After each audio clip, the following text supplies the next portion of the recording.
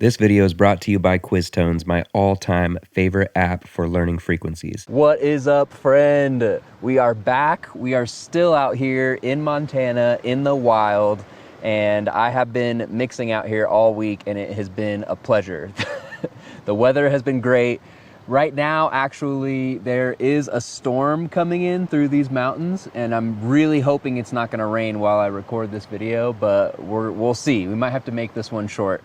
I've got my trusty sidekick, Margot, over here, holding the fort down, sleeping.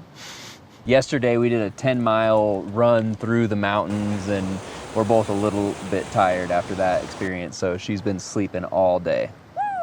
As always, I'm out here mixing with my trusty Genelex and just a simple Scarlet Sapphire. I'm doing a lot of editing and session prep today, so no need for any controllers, just simple. Behind me, I've got some natural tree diffusion.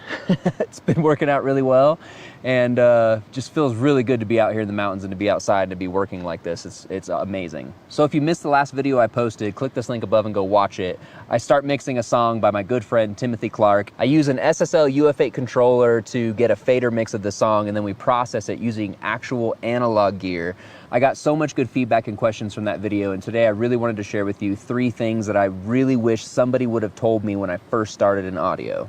I started my audio journey back in 2012, and one of my mentors and teachers told me that I need to be mixing every day and take songs that I've already mixed and remix them. And although that was really helpful, back then there wasn't as many resources as there is now. And about 2 years ago, somebody shared with me a website that just blew my mind that it existed, and I had never heard of it, and it's just amazing. So I'm gonna share that with you right now. And it is this cambridge-mt.com. So I'm gonna put the link to this in the description, but basically what this website is it is a full site full of multitracks. And you can go here and select any of these genres. So for fun, let's just go to, I don't know, indie. So you select indie, and it takes you all the way down to all the indie songs that are on here. You can preview them, you can look at what the mix actually sounded like that they did, and then you can download the multitracks. And this is really powerful because the majority of these songs on here aren't necessarily like the greatest songs in the entire world, but they really help you try to hone in taking something that may not be the best and really trying to make it awesome.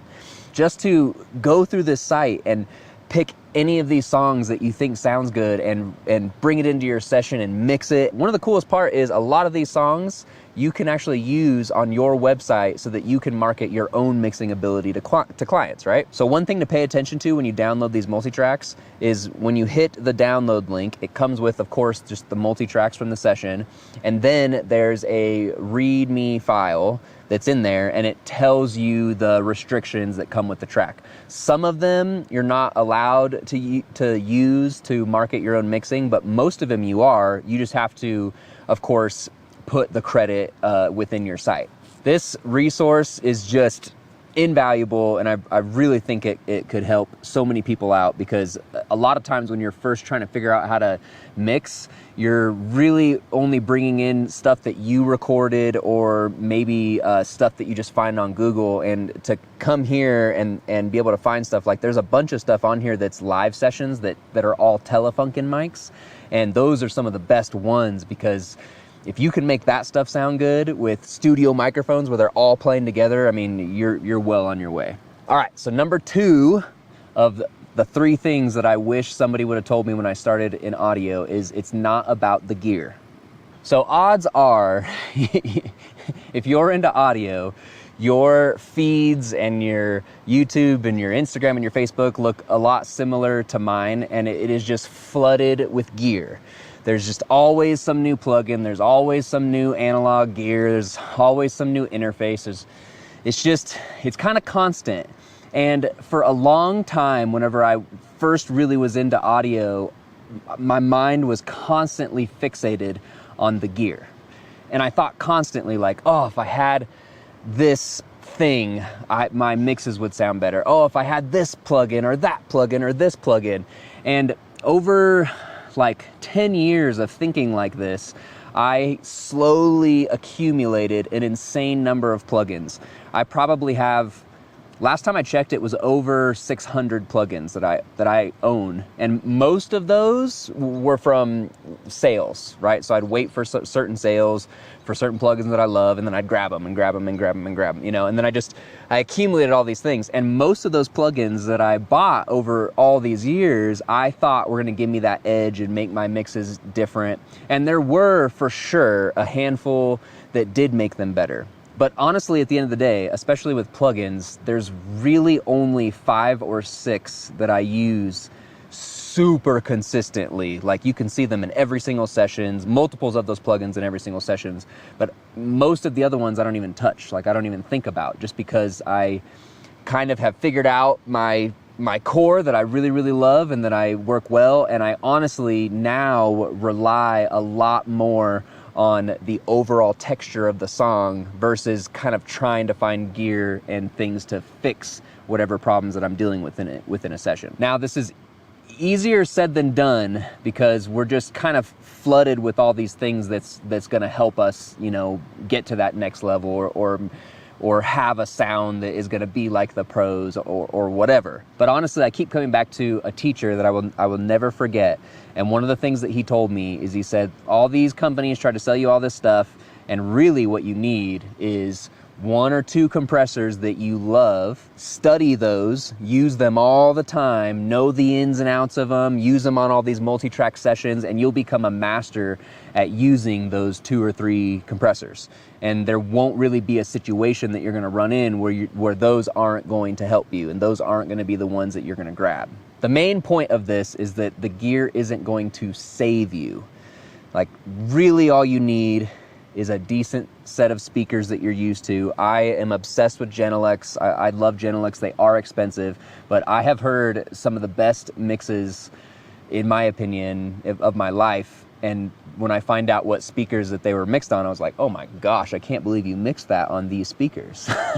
Or headphones. I know a lot of great mixes that were mixed on headphones. And I was like, oh my gosh, I just can't believe you did that. And what it comes down to is master what you have and use what you have to the best of your ability, and don't constantly be looking at that next thing that's just gonna magically make you better. Hopefully that makes sense. Number 3, the third thing that I wish somebody would have told me when I first started audio is that it's not about you. It's not about me. When I first started mixing, when I first started recording, I had a bit of ego, of almost like a I know best kind of a thing.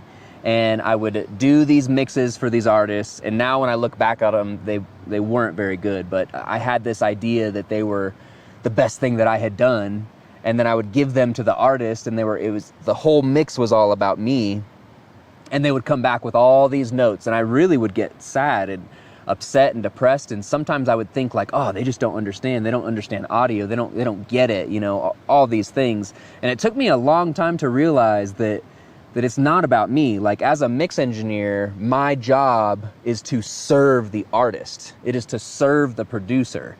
It is to take this thing that is like this song, this album that's a part of their soul, that they've built and they've dreamed of and they've put out like into the material world, and you are supposed to take that with their vision and make it the best it possibly can be for them, not for you.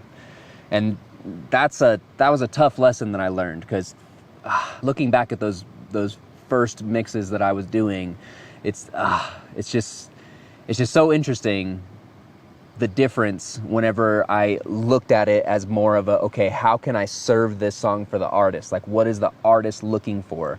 Like, using it as a collaboration to truly get the best product out there, especially that they love. Like, that's how you keep clients, number 1, and that's how you serve the song. And almost probably 90% of those mixes end up, in my opinion, better than what I thought they were, especially when I go back and listen to them.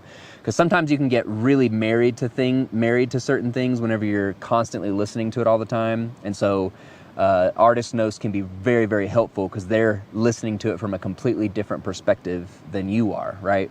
So if you're somebody that's starting to get into audio, or somebody that has been mixing for a while and really wants to kind of take your mixing to that next level, wants to learn these frequencies, and also you want to figure out a way to get paid to do what you love and really start your own business mixing songs for other artists, I have a link down in the description below that you can click and book a call with me to talk about doing some one-on-one coaching. I'm also doing a 4-week group session where we meet every single week. We do actual multi-track mixing every single week. There's homework, there's a one-on-one time. It's a really in-depth deal. It's gonna be really, really fun. I cannot wait for it to start. And we have several spots of that available as well. Just click the link in the description and you can book a call with me and we can just talk about it. We can talk about if this is the right fit for you, where you're at in your journey, and if you want to take this and get serious about doing audio and making it a business. All right, friend, that's it. We somehow beat this rain. I can see it in the distance. It's gonna actually hit. So I'm gonna get out of here and tear down all this stuff and run and jump in the van before we get flooded. Have a wonderful day. Thanks for watching. I'll see you in the next one.